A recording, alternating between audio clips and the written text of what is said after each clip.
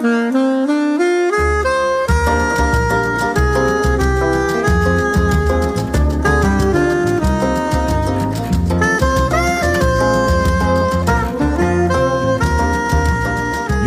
가면 아름다운 집에 감탄합니다. 그리고 그 집들이 대부분 100년 이상 됐다는 사실에 또 한 번 놀라죠. 왜냐면 우리나라는 한 3, 40년만 지나도 재건축하는 경우가 많기 때문인데요. 오랜 것들을 잘 지키면서 현대와 공존할 수 있는 그런 방법은 없을까요? 자, 오늘은 이런 고민을 하고 있는 건축가 황두진님과 함께합니다. 어서 오십시오. 네, 안녕하세요. 네, 반갑습니다. 저희 청취자 여러분들께도 인사 한 말씀 부탁드립니다. 네, 안녕하세요. 저는 건축가 황두진입니다. 한석준 아나운서님과는 이전에도 한번 방송을 했던 기억이 있는데 20몇 년 만에 오늘 다시 만나서 너무 반갑습니다. 야, 이 얘기를 하셨으니까 이제 안 할 수가 없습니다. 저랑 황두진 소장님이랑 2004년에 21년 전입니다. K본부의 6시 내 고향의 100년 가야기라는 프로그램에서 네, 그 노인정 그 마을 회관이나 노인정을 재개발해주는 네, 그런 코너를 같이 했었습니다. 아, 너무너무 오랜만이고 저 너무너무 반갑고 그렇습니다.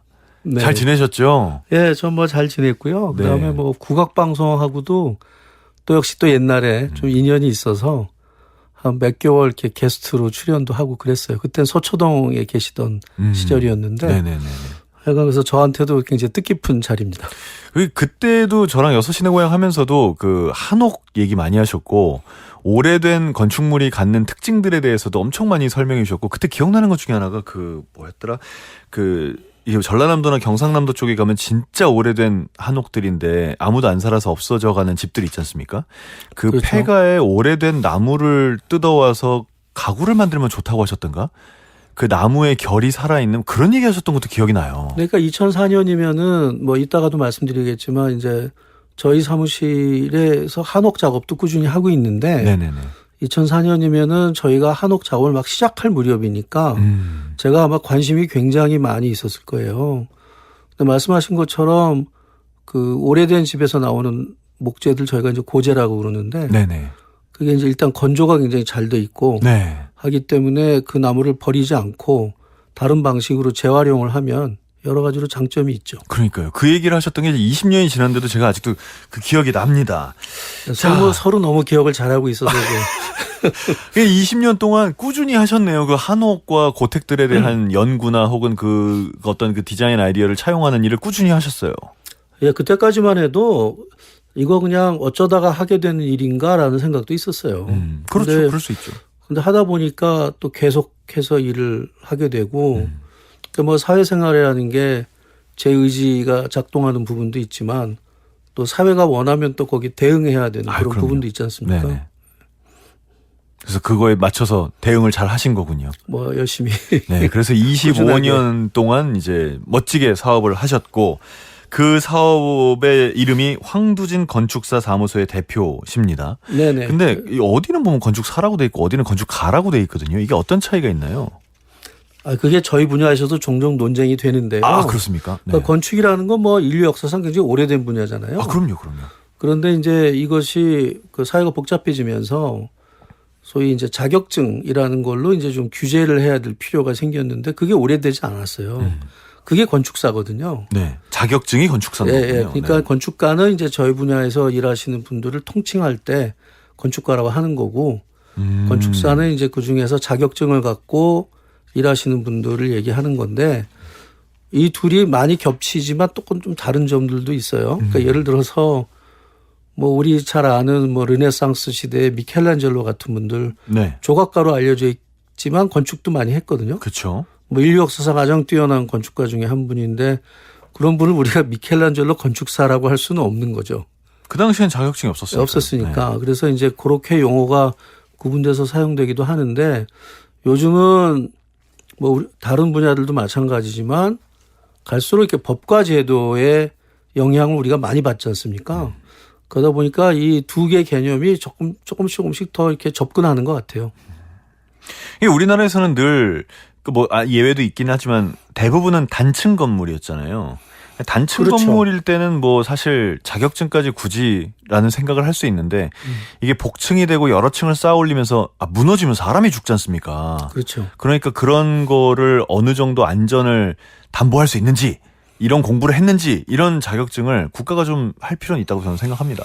네, 그 실제로 그 모든 종류의 국가 자격증 중에 또 가장 취득이 좀 쉽지 않은 자격증이기도 해요. 그죠? 합격률이 뭐 들으시면 놀라시겠지만 굉장히 낮거든요. 그거를 올릴 생각도 안 하죠, 보통은. 그 업계에 또 여러 가지 또 상황이 있죠. 네, 맞습니다. 뭐 그럴 필요도 없고 사실 자격이 정말 있는지 없는지가 이게 국민 안전과 직결된 문제라 자격이 있는지 없는지가 중요합니다. 네, 신중하게 접근해야 될 부분이 되게 많은 그런 이슈입니다. 자, 오늘 뭐 건축 전체를 놓고선 좀 얘기를 해볼 텐데 그러면 그 어떤 종류의 디자인, 어떤 스타일 황두진 건축사 사무소는 그런 어떤 스타일을 추구하는가도 좀 여쭤보고 싶거든요. 여전히 한옥에 대한 디자인을 추구하십니까? 이게 저희 원고에 써 있길래 네네. 야, 멋지게 답을 해야 되는데라고 막 고민했거든요. 근데 그냥 편안하게 말씀을 드리면 예.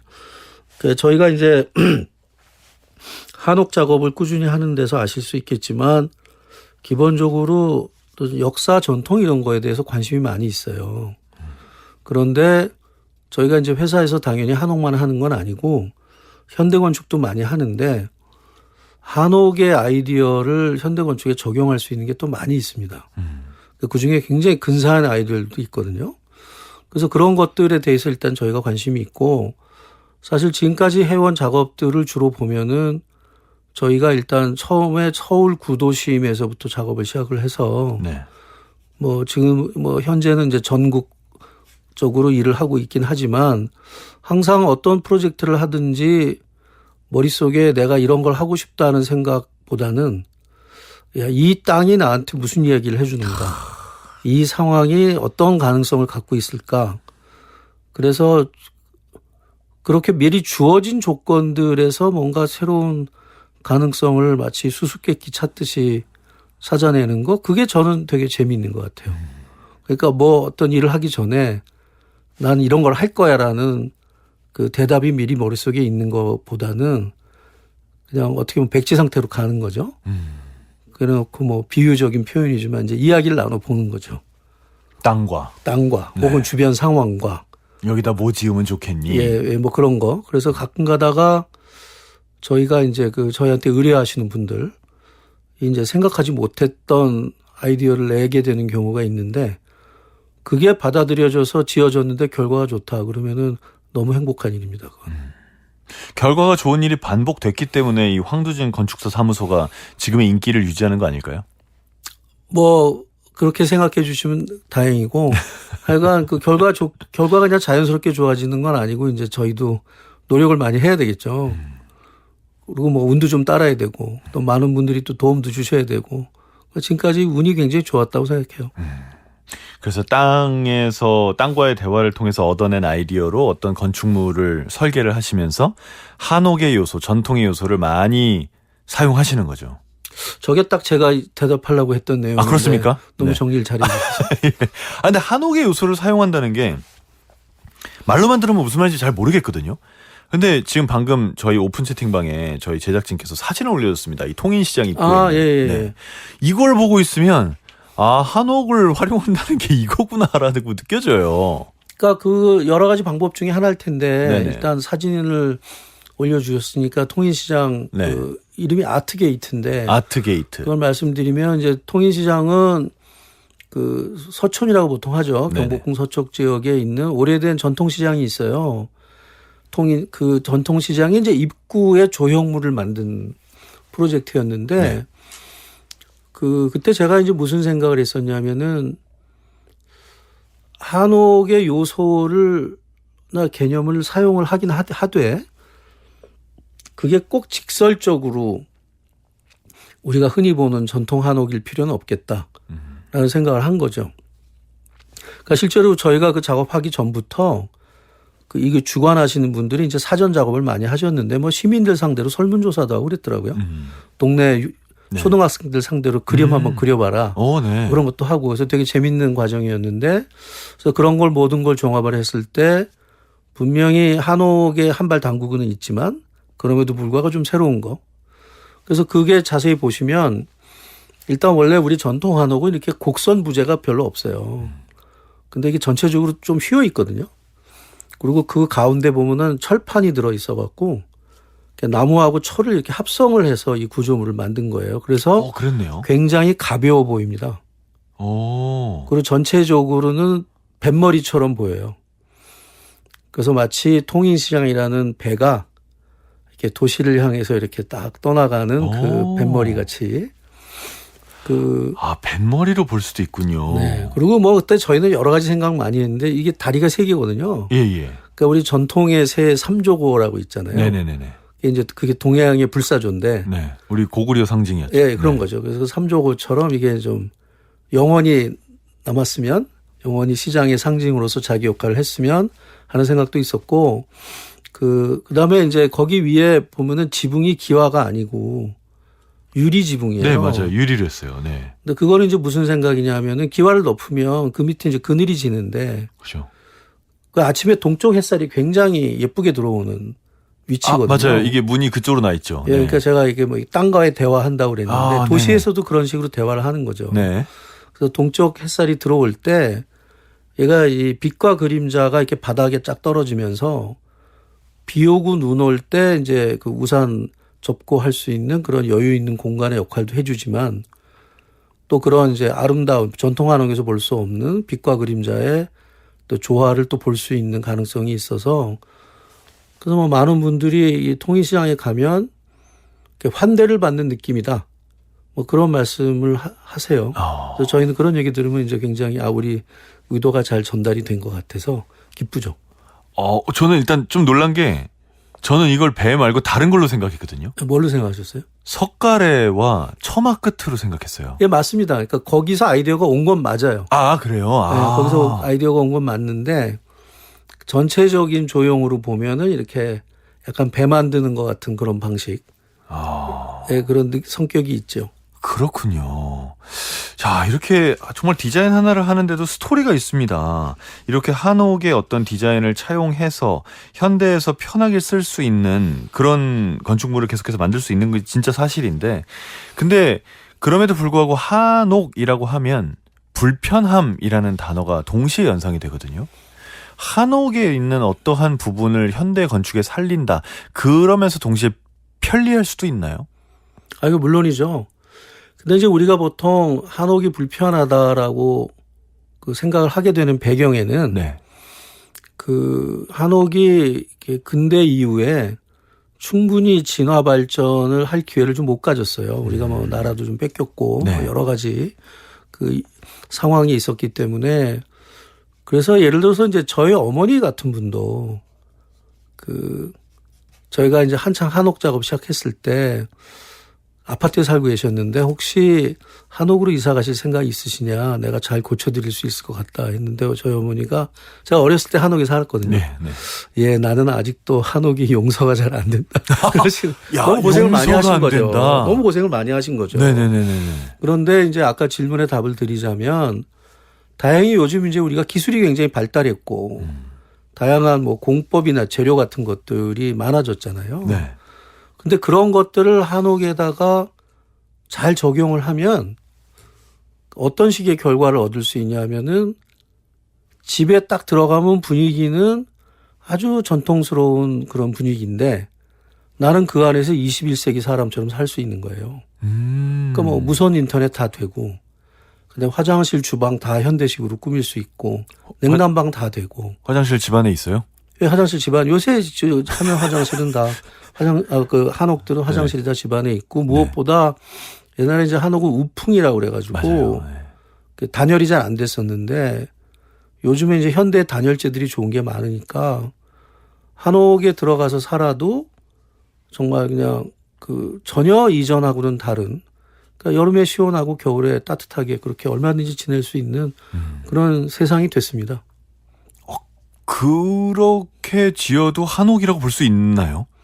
네, 그건 되게 재미난 질문이신데 전반적인 어떤 형태나 분위기가 전통 한옥의 틀에서 크게 벗어나지 않으면 그건 뭐 당연히 어떤 진화된 한옥이라고 우리가 할 수 있고 요새는 그걸 이제 현대 한옥이라고 해요. 현대 한옥. 그런데 이제 경우에 따라서는 한옥의 장점이나 한옥의 가치는 충분히 갖고 있으되 그 형태는 전혀 다른 심지어는 현대건축의 그 분위기가 나는 그런 건축물이 있을 수도 있잖아요. 그러니까 그런 경우도 넓은 의미에서는 한국에 지어지는 집이니까 한옥이라고 하자라는 의견도 있고 네네. 한옥은 그거보다는 좀 좁은 뜻인 것 같다.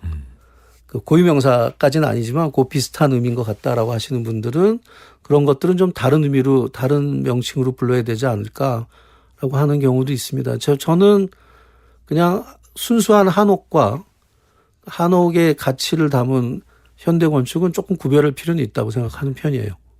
그러면 한옥 형태를 차용한 현대 건물들, 그러니까 아까 말씀하신 현대 한옥들인 예. 경우에 저는 일단 어떤 그 예쁘다 안 예쁘다의 차원에서 굉장히 예쁠 것 같고요. 또 네네. 마음을 되게 아늑하게 해줄 것 같긴 합니다. 네. 근데 그거 이외에 건축사로서 보시는 관점에서 한옥이 혹은 한옥의 디자인이 갖는 그 건축으로서의 장점이 있나요? 역시 이게 국악방송이 전통을 다루시는 방송이라서 예. 그 말씀의 그 내용이 상당히 심오하신데. 아, 그렇습니까? 아, 궁금해서요. 예.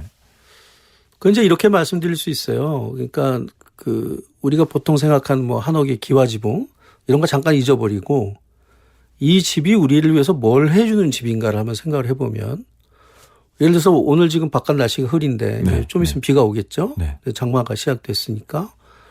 근데 한옥에 살면 이렇게 고온다습한 한여름에 비가 올 때도 창문 열고 살 수 있어요.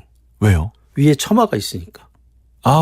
그러네요. 네. 비가 안 들어오겠죠. 예, 그 처마라고 하는 거가 보면은 비와 눈도 막아주니까 일종의 우산인데 또 여름에 또 따가운 햇살은 막아주고 겨울에는 이제 태양 고도가 좀 낮잖아요. 그건 또 집 안으로 들어오게 해주거든요. 그러네요. 그러니까 양산의 역할도 하는 거예요. 네. 그러면은 그게 한반도의 기후에 굉장히 적절하게 잘 대응하는 그런 방식이라고 할 수 있을 거 아닙니까? 네. 그런데 현대건축에서도 같은 노력을 할 수 있다는 말씀을 드리는 거예요. 보통 우리가 예를 들어서 아파트 창문 같은 거 보면 옆으로 열리는 창문들 있잖아요. 예. 그럼 그런 경험도 있으실 거라고요. 아침에 날이 좋아서 환기하자 그래갖고 문 열고 나왔는데 갑자기 오후에 이제 날씨가 변하면서 비가 와서 그럼 이제 집에 들어오면 뭐 다 젖어 있고 뭐 이런 경우가 있을 수 있지 않습니까? 있죠. 근데 만약에 거기다가 이제 한옥의 개념을 적용하면 네. 예를 들어서 그 창문을 열 때 옆으로 열리는 게 아니라 이렇게 아래를 열어서 위로 들어올리는 식으로. 예, 그렇게 하면 네. 비가 와도 그 창이 빗물을 막아주잖아요. 네네네. 그러니까 한옥 처마의 원리를 오. 창문이 열리고 닫히는 방식에다 적용하는 거니까 네. 한옥은 아니죠. 한옥은 아닌데 네. 한옥의 원리를 이용하는 거잖아요. 그러네요. 그러니까 제가 이제 그런 거에 관심이 많이 있습니다. 그런 창문 만드셨습니까? 예, 그럼 뭐 이제 기성에 나와 있는 창문들도 있고 네. 경우에 따라서는 그걸 조합해서 쓰기도 하고 그래서 그런 거를 실제로 해보면 그 훨씬 쾌적하게 지낼 수 있는 거예요. 그러니까 예를 들어서 한여름에 덥고 습한데 비 온다고 창을 못 열면 어떻게 해야 돼? 에어컨 돌려야 되잖아요. 맞아요. 근데 창만 열 수 있고 바람만 어느 정도 통하면 그냥 지낼 수 있는 거거든요. 그러니까 여전히 한옥은 전통 건축의 특성이 분명히 있지만 워낙 오랜 시간에 걸쳐서 한반도의 기후에 적응을 해온 건축이기 때문에 그렇죠. 그 원리를 우리가 현재의 과학기술을 가지고 잘 응용하면 현대인의 삶을 아주 풍요롭게 하는데도 잘 사용될 수 있다. 뭐 이런 말씀을 드릴 수 있을 것 같아요. 이거 짧게만 들었는데도 굉장히 의미가 있네요. 이 생각을 미처 못했습니다. 감사합니다. 아니, 근데 학부는 한국에서 나오셨지만, 예. 그 다음에 공부는 미국의 예일대학교에서 하셨잖아요. 네. 그렇게 공부를 하시면서 어떻게 해서 이렇게 한옥에 관심을 갖게 되셨나요? 아니, 미국에 한옥이 있었을 것 같지도 않은데. 근데 좀 특이한 경험을 하긴 했어요. 네. 제가 이제 그 말씀하신 것처럼 예일대학교에서 공부를 했는데, 이건 뭐 좀 세계적으로 잘 알려진 대학이잖아요. 그럼요. 근데 그 학교에서 개설하고 있던 과목 중에 그 지역 건축을 연구하는 과목이 있었어요. 네네.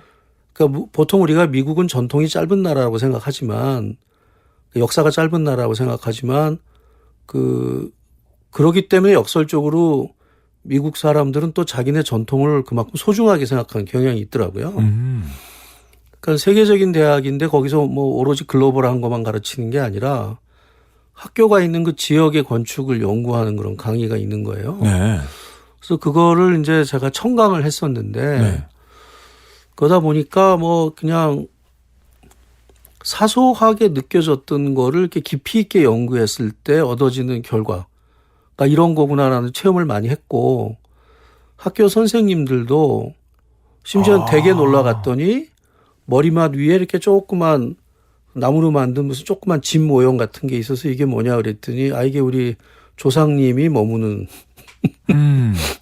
뭐 이렇게 상징적인 공간이라는 거예요. 우리로 치면 사당이네요. 예, 그다음에 뭐 자기 창문을 열면 저기 몇 킬로 밖에 뭐 인디언이 옛날에 살던 부락이 있었는데 그래서 자기는 자기 집에서 이렇게 침대에 누울 때마다 이 땅의 역사가 자기랑 하나가 되는 걸 느끼고 뭐 이런 말씀하시는 분이 계시는 거예요, 학교에. 네네네. 엄청 동양적인데요. 예, 그래서 나는 그냥 미국까지 유학을 왔는데 이게 무슨 얘기인가 라고 하면서도 사실은 우리가 너무나 이렇게 근대 문명에 경도돼 있어서 그렇지 사람 다 마음속에 어떤 그런 원초적인 거를 갈망하고 또 그걸 자기 삶 속에 끌어들이려고 하는 욕구가 다 있다고 생각하거든요.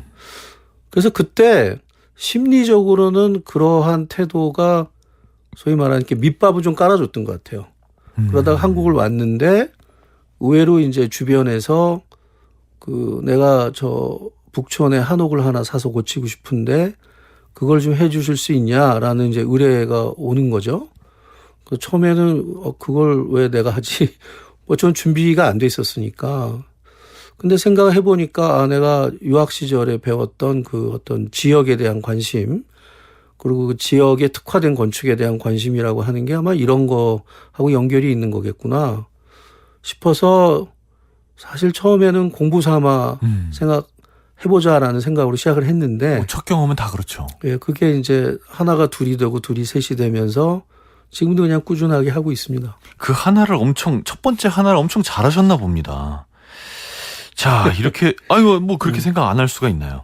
자, 이렇게 한옥을 연구를 하시고 또 한옥을 현대적으로 재해석하고 우리가 또 그 안에서 편하게 살 수 있게 도와주시는 황두진 건축사님과 오늘 이 시간 함께하고 있습니다. 잠시 음악 듣고 계속해서 얘기 이어가겠습니다. 별루다의 노래입니다. 이 곡을 직접 골라주신 거죠? 별루다의 노래. 이거 사실은 저희가 만든 노래. 만들었다고요? 아마추어 밴드인데. 네. 이거 방송에 이거 나가도 되는지 제가 작가분한테 여쭤봤거든요. 이 별루다라는 밴드가 황소영님께서 만드신 겁니까? 네. 여기서 어떤 역할을 하시나요? 저는 거기서 키보드와 보컬을 맡고 있습니다. 보컬이요? 키보드와 보컬이요? 근데 참여하시는 예. 분들이 다 저희 분야에서 활동하시는 분들이에요. 건축 쪽에서요? 예, 그러니까 건축 다큐멘터리 필름 만드시는 분이 기타리스트고, 그 다음에 이제 디지털 건축 하시는 분이 퍼커셔니스트고, 그 다음에 건축 음향 디자이너 하시는 분이 베이시스트고, 또 다른 건축가분이 또 기타 치시고, 또 다른 어떤 분이 이제 조경하시는 분인데 랩 하시는 분도 있고. 근데 그냥 사회인 모임이니까 네. 그냥 한 달에 한 번 정도 만나서 네. 그냥 우리 뭐 한번 해볼까 그런 모임이죠. 아마추어 밴드라고 예, 그냥 해드리겠습니다. 가벼운 마음으로 들어주시면. 네. 여러분 가벼운 마음으로 들어주시고요. 저기 끊으라는 문자가 5개가 들어오면 저희가 노래를 끊도록 하겠습니다. 예. 네, 함께 들어주시죠. 별루다의 노래입니다. 소월길. 별루다의 노래 그리고 황두진 건축사님의 음성이었습니다. 소월길 함께 들으셨고요. 그만 하나는 댓글이 없었어요. 달리진 않았던 것 같아요. 없었고 저희 밖에 제작진께서 별루다의 노래인데 안 별로라고. 예. 네, 좋았다고. 저희가 어차피 미리 먹을 욕을 미리 우리가 자진납세 하자고 이렇게 이름 붙인 건데. 좋았습니다. 너무너무 평온한 노래였어요. 예, 저기 남산에 있는 소월길. 네. 거기서 이제 좀 영감을 얻어가지고 석양에 이렇게 소월길 걷다 보면 되게 느낌이 좋거든요. 제가 잘 생각했네요. 제가 딱 해질 때 소월길 느낌이다라고 생각했었거든요. 건축계의 동물원이라고 저희 PD께서. 네. 단우 두율 아빠님께서 평소 황두진 건축가님의 건축을 좋아하는 1인입니다. 오늘 방송 기대됩니다 하셨고요. 또사님이 온 동네 장정들이 바윗돌에 여러 가닥 새끼를 묶어 구령에 맞춰 들어올리며 지경을 다지고 기와랑 공만한 진흙을 위로 던져 올려 지붕을 입혔던 예전 우리 동네 집 짓던 모습이 아련합니다.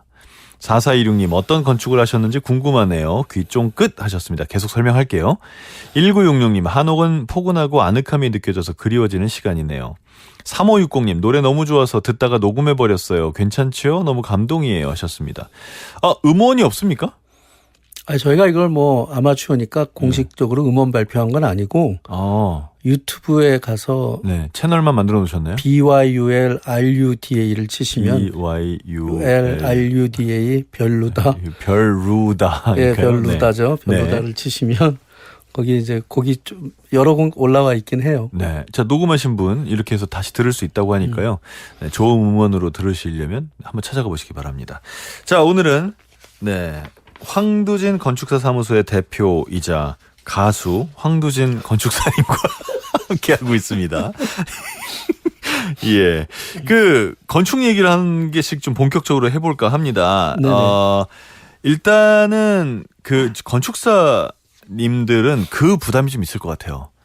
누가 사무실 찾아왔는데 사무실이 별로면 그렇잖아요. 이 건축사 사무실인데 별로면 안 될 것 같은 느낌. 있지 않나요? 네, 그럴 수 있는데, 네. 뭐, 그럼에도 불구하고 제가 이제 제 업계 동료 선후배분들을 위해서 좀 설명을 드리자면, 그 건축가들, 건축가, 건축사, 저희 같은 사람들한테 이제 사무실이라고 하는 거는 사실은 모든 것에 앞서서 저희 작업실이에요. 그럼요. 그러니까 자기가 작업하기 제일 좋게 상황을 만들어 놓고 이제 일을 하는 게 당연한 얘기고, 다만 이제 손님이 찾아오셨을 때 그 작업실이 어떤 감성으로 그분한테 다가가냐. 이거 좀 다른 얘기겠죠. 그러니까요. 근데 아주 깔끔하게 마치 호텔 로비처럼 잘 정리된 사무실을 또 좋아하시는 분들도 계시겠지만 또 경우에 따라서는 정말 어지럽혀져 있지만 그 안에서 이렇게 마치 진흙 연못에서 이렇게 연꽃이 피어오르는 것처럼 아름다운 작업이 거기서 만들어지고 있다고 생각하면 환경은 또 그렇게 중요하지 않다라고 생각할 수도 있는 거겠죠. 그냥 저의 기대입니다. 저의 기대. 근데 이제 저는 그냥 개인적으로 사무실 환경을 쾌적하게 잘 유지하려고 노력하는 편이긴 합니다. 말씀은 그렇게 하시지만 엄청 멋있게 지으셨어요. 종로구 통이동에 있는 건축사 사무소 건물이 자, 이곳이죠. 저희가 지금 오픈 채팅방에 사진을 올려놨습니다. 맞습니다. 네, 여기 이게 내부인가요? 네, 그건 거의 지하실이에요. 이건 어떤 공간이죠? 저희가 거기서 이제 회의를 일단 많이 하고, 네. 저희 경우에 따라서는 회의 참석 인원이 많은 경우도 있기 때문에, 네. 그 다음에 이제 저희가 강연, 그 다음에 무슨 포럼, 그 경우에 따라서는 무슨 소규모 문화 모임, 행사. 이런 것도 이제 거기서 해요. 오. 그래서 다목적으로 사용하고 있는 공간이고, 또 저희가 아무래도 건축 설계를 하다 보니까 모형 사진이라든지, 이런 사진 촬영해야 될 일도 있어서 그럴 때는 또 스튜디오로도 사용도 하고 네. 다목적으로 잘 사용하고 있는 공간입니다. 그렇군요. 지금 저희 오픈 채팅방에 들어와 계신 분들은 아까 11시 19분쯤에 올린 사진이 바로 통이동에 있는 건축사 사무실 사진이기도 합니다. 이 건축사 사무실, 그러니까 본사 건물을 지으실 때는 어떤 컨셉이나 혹은 꼭 이렇게 했으면 좋겠다 이런 게 있었나요? 네, 사실 저희가 굉장히 그거를 강하게 의식을 하고서 이 건물을 지금까지 되어 왔는데, 제가 아까도 말씀드렸지만 전 역사라든지 그런 거에 관심이 있는 사람인데, 저희가 이제 편의상 본관 신관이 있어요. 네. 근데 저희 본관은 1971년도에 지어진 건물이에요. 그러니까 이제 50이 넘었죠, 나이가. 1971년, 네. 예, 그런데 이제 저희가 71년도 건물처럼 보이지 않게 정말 관리도 열심히 잘 하고, 성의를 많이 보이고 있을 뿐 아니라 이제 신관은 한 10몇 년 전에 지었는데 신관하고 본관하고 이렇게 멀리서 보면 처음부터 그렇게 지은 것처럼 하나로 보입니다. 아까 사진에서 나온 게 신관인가요, 그럼? 얘기 좀 신관 구간이 같이 있는 거예요. 같이 있는 겁니까? 네, 왼쪽이 신관, 오른쪽이 구간인데. 진짜 하나처럼 보이는군요. 그러니까 재료도 일부러 비슷하게 썼고. 네. 하지만 자세히 들여다보면 다르죠. 완전히 똑같은 재료도 아니고 벽돌도 조금씩 다르고 그다음에 저희가 이제 디테일이라고 그러는데 세부를 처리한 방식도 좀 다르고 하지만 네. 그래서 멀리서 보면 그래도 이렇게 오래된 건물하고 새 건물이 서로 이렇게 너무 이질적이지 않은 관계로 이렇게 공존하는 그걸 만드는 게 되게 중요하다고 생각했어요. 그리고 그 사진은 없지만 이제 실제로 저희 사무실 와서 보시면 그것도 한옥에서 받은 영향인데 그 한옥이 보면은 비 올 때 비 그을 수 있는 청어밑 공간 같은 게 되게 풍성하지 않습니까? 그렇죠. 네. 그러니까 심지어는 완전히 오픈되어 있는 누마루 같은 것도 있고. 근데 저희 사무실에도 그 현대 건축에서는 그 필로티라고 그러는데 네. 기둥은 있고 벽이 없는. 맞죠. 기둥처럼 외기하고 떠 있는. 이렇게 연결되어 있는 네네네. 그런 공간들이 꽤 있어서 거기 안에 있으면은 한옥은 아니지만 한옥의 공간 개념 같은 걸 좀 느낄 수 있죠. 그러니까 저희는 이제 그런 것이 굉장히 중요하다고 생각했고, 그거를 이렇게 바깥 세상에다가 말로 하는 것보다는 저희가 그걸 직접 실천하고 있는 게 훨씬 더 효과적이잖아요. 그렇죠. 그래서 사무실을 그런 식으로 만들어서 잘 사용해 오고 있습니다. 그러게요. 요 사무실 자체에 뭔가 철학이 잔뜩 들어가 있다는 느낌이 듭니다. 그 무지개떡 건축이라는 개념을 강조하신다는데 이건 어떤 건가요? 예, 이건 제가 상당히 오래전부터 이렇게 고민을 해오던 건데, 이제 예를 들어서 이런 거예요. 그, 대학 시절에 그 인사동을 놀러 갔는데, 네. 낮에는 그때도 인사동은 낮에 사람들이 많았으니까요. 네. 근데 밤이 되니까 사람이 없는 거예요. 그래서 그걸 보통 우리가 이제 도심 공동화라고 하는데, 그래서 왜 그런가라고 인사동 역사를 살펴보니까 인사동도 옛날에 사람이 굉장히 많이 살았던 지역인데 그죠. 네. 점점 상업시설이 늘어나니까 이 상업하고 주거가 나란히 옆으로 있어가지고서는 주거가 당할 수가 없는 거죠. 생활 환경이 나빠지니까. 일단 시끄럽죠. 예, 그래서 다 이사를 나가신 거더라고요. 그래서 제가 그때 어린 나이였지만 그러지 말고 가게는 길에 면한 저층에 있다 하더라도 집을 그 위로 올리면 되는 거 아닌가. 그러니까 일종의 주상복합인데. 네네. 그래서 그런 생각을 했는데 나중에 이제 제가 유럽에 배낭여행 같은 거 가서 보니까 유럽은 기본적인 건물들이 다 그런 거더라고요. 1층은 상가. 1층은 카페, 네. 레스토랑, 가게 이렇고 2층 정도에는 보통 이제 예약하고 찾아오는 업종들, 그러니까 병원, 네네네. 이런 것들이 보통 조그만 사무실, 디자인 사무실 그런 거 있고, 그다음에 이제 그 위는 사람이 사는 주거니까 우리 같이 어떤 단지형 아파트 같은 것들이 유럽에 없는 건 아니지만 보통 유럽에 그런 게 또 교외에 있고 시내는 그렇죠. 없는 거죠. 시내는 없죠.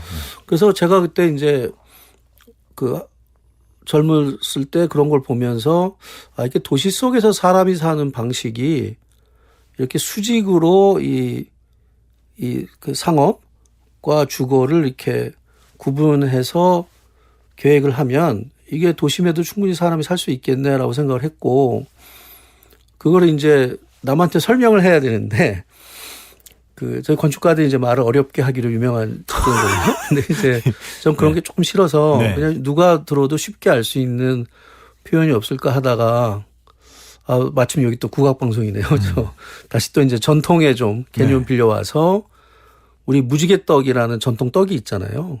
그게 이제 그렇죠. 5가지 색깔로 되어 있는데 그게 층별로 색깔이 다른 게 마치 층별로 기능이 다른 건축이라고 생각을 한 거예요. 그래서 무지개떡 건축이라는 말을 만들어서 사용해 오고 있습니다. 이거를 위해 사는 사람들은 불편해하거나 그러진 않나요? 네, 실제로 그런 예가 많이 있기도 하고, 그러니까 시내에 보면은 그런 소위 주상복합 건물들 혹은 상가주택도 꽤 많이 있으니까요. 근데 이제 설계하기 나름인 것 같아요. 그런데 건물 위에 살면 좋은 점이 뭐냐면 우리나라 어디를 가든지 산이 있잖아요. 네. 그러니까 1층이나 2층에 있으면 보이지 않던 산이 건물 위로 올라가면은 보인단 말이에요. 네. 그러면 비유해서 뭐라고 말씀드릴 수 있냐 하면은 우리 조상들이 100년 전에 땅에 붙어서 생활할 때 보았던 경관을 도시의 옥상에서 누리면서 살 수 있지 않냐. 그리고 마당도 거기 있는 거죠, 옥상에. 그렇게 되면 이제 하늘에서 내려다 봤을 때 도시도 굉장히 푸르게 보일 거고. 그 정원이 있으니까. 예, 정원이 있으니까. 그래서 이건 얼마든지 개발해 볼 여지가 있는 생각이다. 라고 해서 제가 뭐 2015년에는 같은 제목으로 책도 썼고, 그리고 저희 사무실에서 그런 무지개떡 건축 설계를 많이 해오고 있어요. 그렇군요. 예. 그래서 그 무지개떡을 참 여러 개를 지으셨습니다. 프로배구단 합숙시설이네요. 캐슬 오브 스카이워커. 여기도 예. 무지개떡입니까? 예, 이제 그거는 엄격하게 말해서 거기 그 분들이 거기서 상주하지는 않죠. 네. 하지만 이제 시즌 때는 이제 합숙을 하는데, 네. 그 정확하게 말씀드리면 이제 이 시설은 스카이워커즈라고 하는 프로배구팀, 그 지난 시즌 그 우승팀입니다. 네. 네. 이분들 트래블을 그렇죠. 하셨어요. 네. 그러니까 받을 수 있는 대단했죠. 우승컵은 다 받았어요. 대단했는데 그분들의 이제 훈련 시설인데 그 천안시 교회에 있고요. 그런데 그 이분들이 시즌에는 이제 합숙을 하는 보통 이런 시설들을 저희가 이거 설계하기 전에 이제 다른 배구팀에서 그 양해를 해주셔서 다른 시설들을 많이 보러 갔는데 대부분 훈련 시설 따로 있고 숙소가 따로 있어요. 떨어져서. 네. 그런데 이제 얘기를 들어보면 그 여름엔 상관없는데 이제 선수들이 훈련 끝나고 나서 원래는 그 훈련장에서 샤워하고 환복을 해야 되는데 뭐 귀찮기도 하고 그러니까 그냥 밖에 나가고 숙소까지 걸어가는데 그 사이에서 감기도 많이 걸리고 그런다 그러더라고요. 네. 그래서 저희가 그때 그 인터뷰도 해보고 심지어는 그분들 그때 사용하고 계시던 숙소에 가서 합숙도 해보고 네. 그랬는데 그때 이제 그래서 뭐라고 제안을 드렸냐 하면 같은 공기를 쓰자. 그래서 훈련장하고 숙소를 같은 건물 안에 위아래로 배치를 해서 한 실내 안에서 모든 생활이 이루어질 수 있도록 하면 코치진들의 어떤 선수 건강 관리나 이런 거에도 부담이 훨씬 적을 것이고 그 여러 가지로 장점이 있을 것 같다. 근데 구단이 그걸 받아들여 주셔서 다행히 이제 그 건물 짓고 난 다음에 이제 시즌 우승을 했죠, 팀이. 그래서 저희는 이제 깊은 안도의 한숨을 내쉬고 건물이 기여를 하는 것을 이제 어느 정도 확인을 했으니까요. 그래서 저희 사무실에서는 이제 그 건물을 일반적으로 이제 보통 도시에 있는 건물도 주상복합이라고 하는데 네. 저희는 이제 농담처럼 이제 주체복합이라고 했어요. 주체복합. 체육시설하고 네. 주거가 같이 있는 거다 해서. 그런데 이제 지금 그 합숙 때 실제 상황 가서 보면 건물 전체가 무슨 거대한 마을 같죠. 네. 다 있으니까. 다 있으니까 그 안에. 그 막 호텔 같은 시설이거든요, 기본적으로. 근데 이제 이것도 사실은 약간 한옥 비슷한 측면이 있는 게 미음자 한옥 같이 생겼는데 네. 그 한옥 마당에 해당하는 부분에 배구 코트가 있는 거죠. 근데 우리가 보통 중정형 건물을 영어로 코트야드 하우스라고 하는데 네. 이건 진짜로 코트가 있는 거예요. 진짜 코트야드네요. 네, 진짜 코트야드 하우스죠. 네. 네, 네. 그래서 그것도 이제 지어진 지가 한 10년 넘었는데 다행히 어떤 뭐 그 팀의 그 퍼포먼스에 건물이 많이 기여를 한다는 그런 피드백도 많이 받고 그래서 보람 있게 생각하고 있습니다. 뭐 지난 시즌은 정말 대단했죠, 그 팀. 네, 대단했어요, 정말. 네. 그러면 건축을 할 때 가장 중요하게 생각하시는 건 어떤 건가요?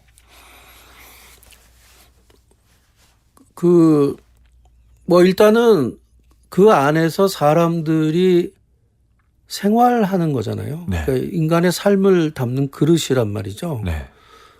그래서 그런 삶이 그 안에서 원하는 대로 잘 전개될 수 있냐라는 게 사실은 제일 중요한 것 같아요. 근데 그게 생각보다 쉽지는 않아요. 그러니까 저희도 이제 뭔가 가정을 하고 이럴 것이다, 이렇게 돼야 된다라고 생각하고 거기에 맞춰 디자인을 하는데 실제로 완성된 건물이 그거에 맞게 작동하냐, 이거는 이제 사실 결과 봐야 아는 경우가 많이 있단 말이에요.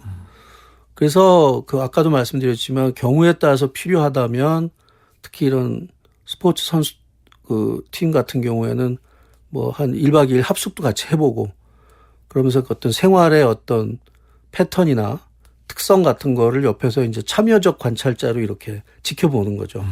그게 인터뷰보다 훨씬 낫습니다. 왜냐하면 인터뷰 때는 아무래도 사람이 이게 좀 공식적인 답변을 하게 돼 있는 것 같아요. 그럴 수 있죠. 근데 그냥 우리 없다고 생각하시고 그냥 자연스럽게 생활하시면 우리는 그냥 멀리서 보기만 하겠다.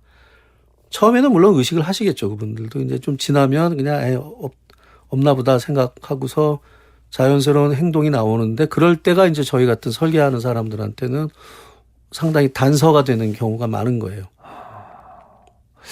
단서를 찾는 과정을 매번 겪으시겠군요. 예, 자, 그게 해서, 또 네. 저희 직업의 큰 보람입니다. 건축을 해서 그 안에 사람들이 살아가고 그 안에 있는 사람들의 삶을 담는 그릇을 만든다. 그렇기 때문에 그 사람들을 잘 알아야 된다. 이게 진짜 오늘 해주신 제일 핵심적인 말씀이 아닌가 싶습니다. 너무 정리를 잘해 주셔서 감사합니다. 앞으로의 계획도 궁금합니다. 저희 회사가 올해가 25주년이 됐어요. 네. 거창하게 얘기하면 사반세기인데 저는 그냥 뭐 매일매일 일하면서 바쁘게 지낸 것 같은데 세월은 정말 빨리 간 것 같고 그 세월에 비해서는 조금 더 많은 노력을 기울였어야 되나 그런 후회도 분명히 있는데 그 점에서 이제 앞으로 계획을 말씀드리자면 저는 이제 글을 제가 되게 많이 쓰는데 그러니까 글도 쓰면서 현실 세계 속에서 어떤 실제로 건축을 만들어 나가는 그런 작업을 계속 병행하려고 하고요. 그래야지 제가 이렇게 변화하는 세상의 흐름을 좀 쫓아갈 수 있을 것 같아요. 아무래도 글 쓰고 하다 보면 이제 세상에 대한 관심도 계속 유지하게 되고 그러니까 그게 하나 있고 또 다른 하나는 저는 한국이 지금 여러 가지 도시 문제, 주거 문제 굉장히 많잖아요. 맞습니다. 물론 저는 뭐 이렇게 크지 않은 규모의 사무실을 하는 사람이지만 제가 글도 쓰고 이렇게 발표도 하고 그러면서 사람들의 생각을 이제 조금씩 바꾸는데 기여할 수 있으면 좋겠다. 그래서 제가 원하는 건 뭐냐면 서울도 그렇지만 지금 전국 대도시에 구도심들이 갈수록 지금 비어가고 있어요. 맞습니다. 사람이 안 삽니다. 그러니까 저는 종로구 구민인데 그 선거 때 보면은 정말 유권자 얼마 안 되더라고요. 근데 옛날에 여기 정말 사람이 많이 살았던 지역이니까 제가 생각하기에 무지개떡 건축이 그렇게 도심의 상주 인구를 늘리는데 굉장히 기여하는 방식이기도 하거든요. 그래서 저는 미약하지만 그 시내 중심가에 사람들이 조금 더 많이 사는 그러한 세상을 만드는데 제가 건축가로 기여할 수 있으면 좋겠다. 근데 그 과정에서 뭐 한옥의 아이디어라든지 무지개떡 건축의 개념 같은 거를 많이 적용할 수 있으면 좋겠다. 그냥 꿈은 그겁니다. 어차피 계속 사무실 할 거고 계속 현역 건축가로 일할 건데 그런 방향으로 제가 계속 노력해서 소정의 결과를 얻어낼 수 있으면 기쁘겠다. 그렇게 생각하고 있어요. 알겠습니다. 앞으로도 계속해서 그렇게 만들어 가시는 과정 저희가 모두 함께 지켜보도록 하겠습니다. 감사합니다. 자, 황두진 건축사님과 함께했습니다. 오늘 시간 내주셔서 감사합니다. 네, 감사합니다.